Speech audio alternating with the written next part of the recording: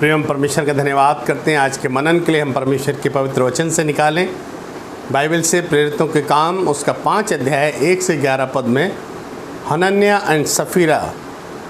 हनन्याह नामक एक मनुष्य और उसकी पत्नी सफीरा ने कुछ भूमि बेची और उसके दाम में से कुछ रख छोड़ा, और यह बात उसकी पत्नी भी जानती थी और उसका एक भाग लाकर प्रेरितों के पाँव के पास रख दिया।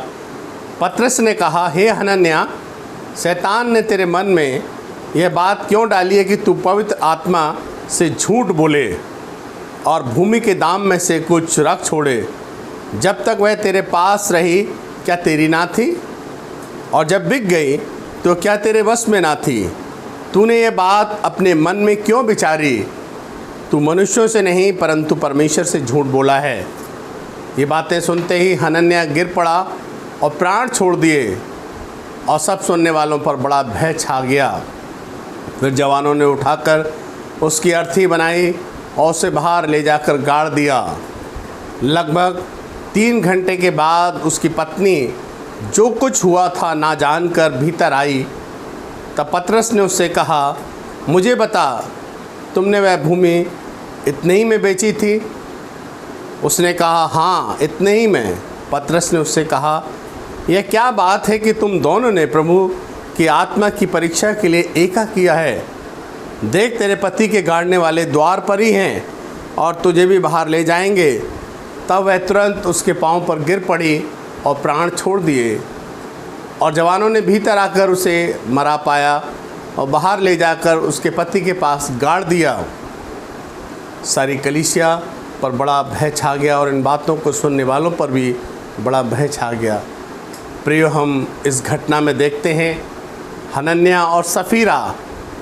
ये उस समय की कलीसिया थी जब आरंभिक समय में कलीसिया बहुत बढ़ रही थी। बहुत कठिन समय था, फर्स्ट सेंचुरी में, जबकि बहुत से लोग जिन्होंने प्रभु यीशु मसीह को क्रूस पर चढ़ाया था, और तमाम उन नए लोगों के बीच में परमेश्वर का वचन बांटा जा रहा था, क्रूस की कथा सुनाई जा रही थी, और प्रभु यीशु मसीह को जिन्होंने देखा कि किस प्रकार से अद्भुत काम हुआ है। प्रभु यीशु मसीह इस संसार में आए, मारे गए, गाड़े गए और तीसरे दिन जीवित हो गए, और जीवित होने के बाद 40 दिन तक इस संसार में रहे, और तमाम लोगों ने विश्वास किया। और उस समय जो मंडली बनी, वो मंडली प्रभु में बढ़ रही थी। सताव था, उस समय के लोगों ने कलीसिया पर बहुत सताव किया। जिन्होंने प्रभु यीशु मसीह को क्रूस पर चढ़ाया था वो कलीसिया को सताते थे, लेकिन दिन प्रतिदिन प्रेरितों से शिक्षा पाने और वचन की अगुवाई में चर्च आगे बढ़ रहा था। हम देखते हैं प्रतिदिन वो मिलते थे, संगति करते थे, प्रार्थना करते थे, वचन सीखते थे, रोटी तोड़ते थे, और उनमें कोई गरीब नहीं था। सबसे अच्छी बात हम देखते हैं कि सबकी संपत्ति साझे की थी।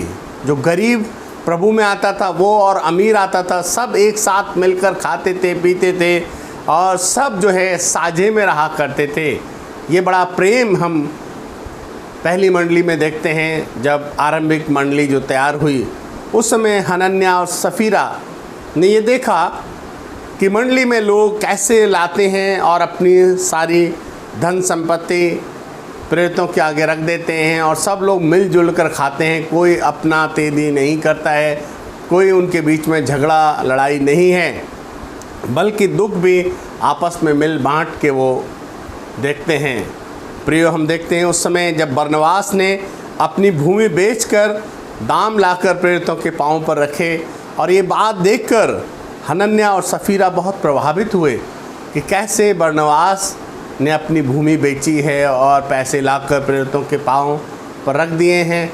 इससे वो प्रभावित होकर उन्होंने भी आपस में बातचीत की, हनन्याह सफीरा ने, और अपनी भूमि जो थी वो बेच दी। और जब भूमि बेच दी उसके बाद जो पैसे आए, उन पैसों को देखकर उनका दिमाग थोड़ा हिल गया। प्रियो, हम देखते हैं लालच एक बहुत बुरी बला है। हमारे जीवन में भी जब लालच या लोभ हमारे जीवन में जब होता है, वो तमाम तरीके की समस्याओं का कारण बनता है। हनन्याह और सफीरा प्रभु में बढ़ रहे थे, नए विश्वासी थे, समस्याओं से गुजर के आए थे, लेकिन हम देखते हैं उनके जीवन में एक बड़ा काम होता है, जब उन्होंने देखा कि लोग कैसे आपस में मिल रहे हैं, संगति कर रहे हैं। प्रभु में इतने मजबूत विश्वासी नहीं थे, लेकिन फिर भी प्रभु में बढ़ रहे थे। उन्होंने देखा बरनबास ने जो किया है, उन्होंने भी उत्साहित होकर अपनी भूमि बेची और पैसे लाकर जो है प्रेरितों के पास रखे, लेकिन पूरे पैसे नहीं रखे, उसमें से कुछ भाग छिपा लिया। लेकिन परमेश्वर जानता है, परमेश्वर मन की बातों को जानता है, और परमेश्वर का वचन इस बात को कहता है बाइबल में 1 तिमोथी 6:10 में, रुपयों का लोभ सब बुराई की जड़ है।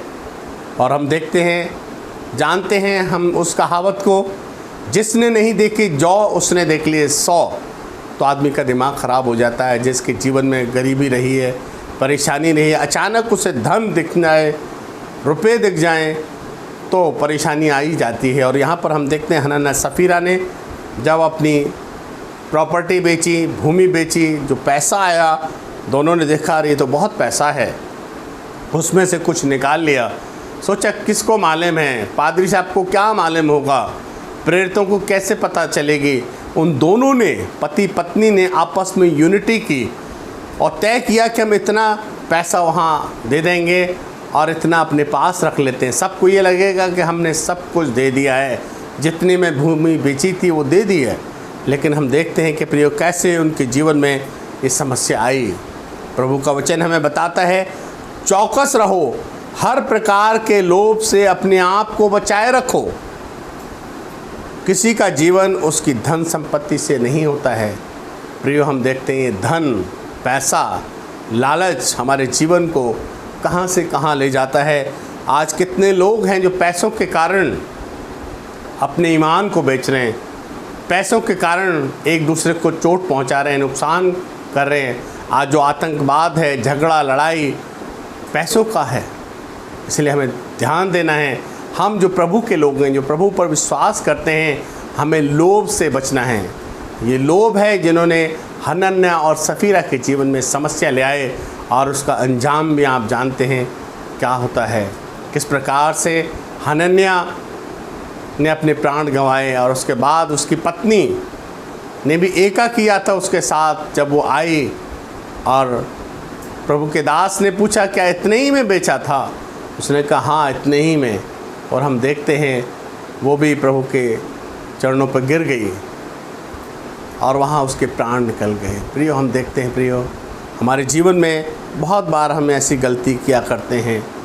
यहूदा इस्करियोती प्रभु यीशु मसीह का शागिर्द कहलाया, अद्भुत कामों को देखा, बहुत से काम। प्रभु ने उसे खजाने की चाबी दी, उसे ट्रेजरार बनाया, खजांची बनाया। उसके बाद भी वो फेथफुल नहीं रहा। बहुत बार हम प्रभु के वचन सुनते हैं, वचन पढ़ते हैं, प्रार्थना करते हैं, लेकिन अपने जीवन में कभी अमल नहीं करते। और जब हम अमल नहीं करते हैं, हम वहीं के वहीं बने रहते हैं। और यही हाल यहूदा इस्करियोती का हुआ। उसके अंदर भी लालच घुसा हुआ था, प्रभु की मंडली में शामिल हुआ था सिर्फ इसलिए कि वो और धनी बन जाएगा। ये छोटा सा गुनाह हमारे जीवन में बहुत बड़ा दुख पहुंचाता है, जो है लोभ, लालच। इसलिए प्रभु का वचन हमें चेताता है, चौकस रहो, सावधान रहो। सावधानी हटी, दुर्घटना घटी। यहूदा इस्करियोती ने मात्र 30 चांदी के सिक्के में प्रभु यीशु मसीह का सौदा कर दिया, प्रभु यीशु मसीह को पकड़वा दिया, दुश्मनों से मिल गया। और उसके बाद उसके साथ क्या होता है आप जानते हैं। गुनाह कर लेना आसान है, लेकिन गुनाह के साथ जीना नज़र उठा के बहुत मुश्किल है। वो दुखी हुआ, परेशान हुआ और उसने आत्महत्या कर ली। हम देखते हैं प्रियो, बहुत कठिन बात है।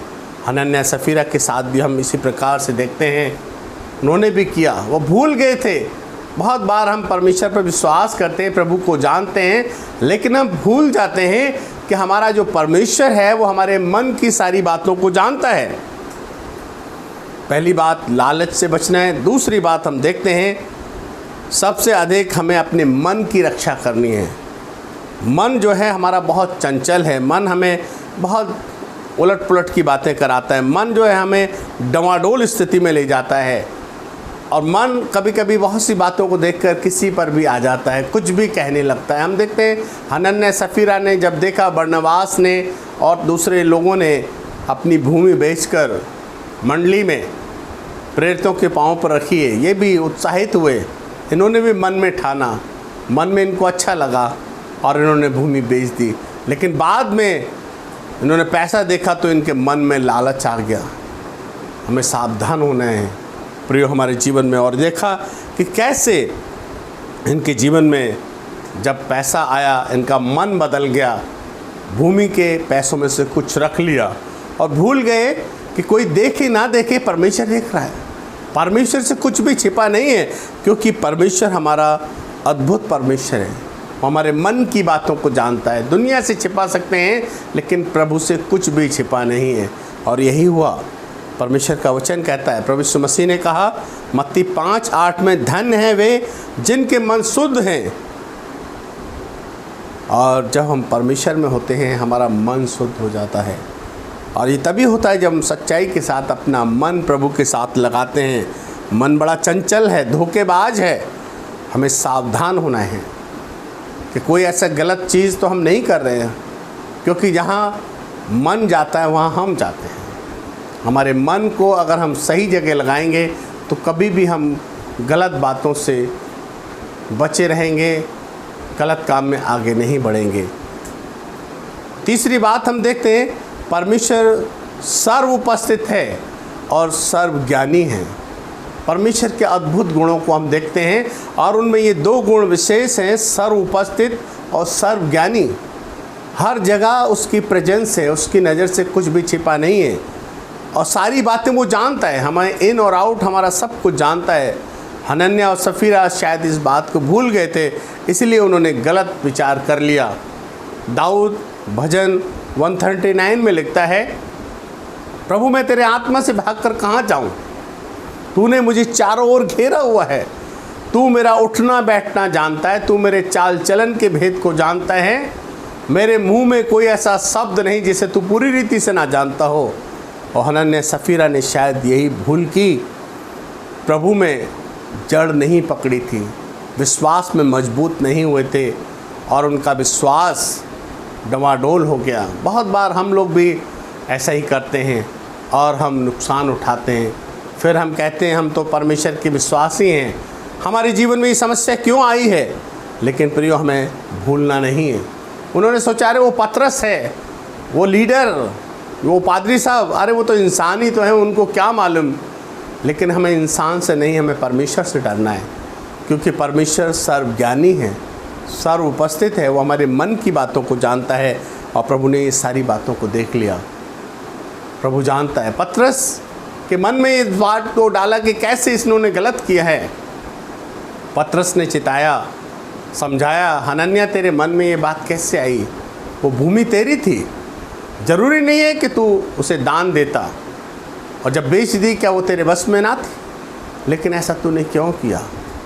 ये हमें दिखावे के लिए कोई काम नहीं करना है, जो भी करना है सच्चाई में रहकर, क्योंकि परमेश्वर का वचन बताता है तुम सत्य को जानो, सत्य तुम्हें स्वतंत्र करेगा।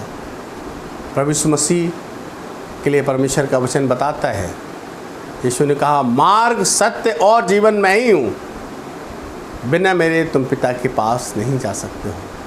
इसलिए हमें इस सच्चाई को वास्तव में ग्रहण करना है, उसमें चलना है और सावधान रहना है, क्योंकि परमेश्वर का वचन बताता है हम सबके जीवन का न्याय होगा। प्रेरितों के काम में अगर हम देखें, प्रेरितों के काम 17 अध्याय उसके 30 और 31 पद में परमेश्वर का वचन हमें बताता है कि हमें सावधान रहना है। इस मर्सी पीरियड में जो हम चल रहे हैं, बहुत बार हम सोचते हैं परमेश्वर कुछ सुनता नहीं, ऐसा किया वैसा किया, हमने इसकी चोरी कर ली, हमने उसके साथ झूठ बोला, लेकिन नहीं, परमेश्वर हमें मौके देता है।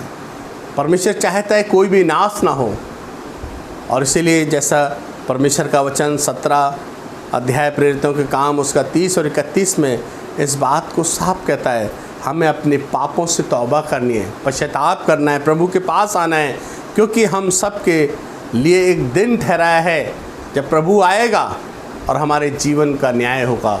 खुल जाएंगी किताबें, जब भी हिसाब होगा, इंसाफ का तराजू यीशु के हाथ होगा। हाँ प्रियो, हम सब के जीवन का हिसाब प्रभु लेंगे। हमें सावधान होना है।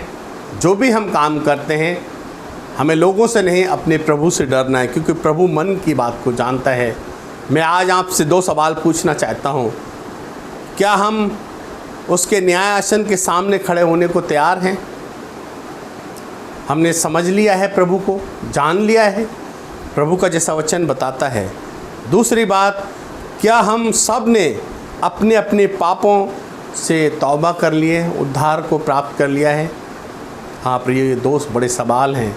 हमें एक दिन उसके न्याय सिंहासन के सामने खड़ा होना होगा। हमारे जीवन का हिसाब होगा। हमने जो कुछ भी इस संसार में, इस शरीर में किया है, प्रभु यीशु मसीह को जानने के बाद भी अगर हम गलत काम कर रहे हैं तो हम बच नहीं सकते हैं। प्रभु यीशु मसीह ने हमारे सारे पापों को अपने ऊपर ले लिया। जब हम तौबा करते हैं, अपनी गलती मान लेते हैं, परमेश्वर का वचन बताता है यूहन्ना 1 अध्याय, 1 यूहन्ना 1 अध्याय उसके 9 पद में, यदि हम अपने पापों को मान लें तो हमारे पापों को क्षमा करने में विश्वास योग्य और धर्मी है। प्रिय, हमें ध्यान देना है, अपनी पाप को मान लेना है, अपनी गलती को मान लेना है। जब हम प्रभु के पास आते हैं, प्रभु हमें माफ़ कर देता है। प्रेम इसमें नहीं कि हम उसे प्रेम करते हैं। हम सोचते हैं हम परमेश्वर को प्रेम करते हैं, हम आराधना करते हैं, हम गीत गाते हैं, हम दान देते हैं। नहीं, प्रभु का वचन बताता है 1 यूहन्ना 4 अध्याय उसके 10 पद में, प्रेम इसमें नहीं कि हमने परमेश्वर से प्रेम किया है, उसने हमसे पहले होकर प्रेम किया है। जब हम पापी थे, परमेश्वर ने अपने पुत्र को हमारे लिए भेजा और उसने हमारे लिए प्रायश्चित के लिए उस कार्य को, उस दुख को सहा है। वो हमारे लिए उस कलवरी पर गया, मारा गया, गाड़ा गया, तीसरे दिन जीवित हो गया। प्रिय, परमेश्वर आज भी हमें प्यार करता है और वो चाहता है कि हम उसमें जीवन बिताएं। और जब वो आए लेने के लिए, तो हम उसके सिंहासन के सामने खड़े हों और वो मुकुट, वो जो देना चाहता है, जो रिवार्ड वो देना चाहता है, हम सबको मिल सके और हम उस नरक की आग से बच जाएं। तमाम महामारी, परेशानियां ये बता रही हैं कि प्रभु का आगमन निकट है। आइए हम अपने जीवन को परमेश्वर के भय में, आनंद में चलाएं, प्रार्थना करें। प्रभु, हम तेरा धन्यवाद करते हैं तेरे बड़े प्रेम के लिए, अनुग्रह के लिए। प्रभु, तू दया अनुग्रह करके हनन्याह सफीरा ने जो गलती की, प्रभु हम उसको ना दोहरा सकें, बल्कि सच्चाई के साथ तेरी प्रेजेंस में, तेरी उपस्थिति में हम भय और प्रेम के साथ आगे बढ़ते हुए तेरे उस आनंद में विजयी जीवन को जी सकें। प्रार्थना यीशु मसीह के नाम से मांगते, सुन और ग्रहण कर। आमीन। जय मसीह की।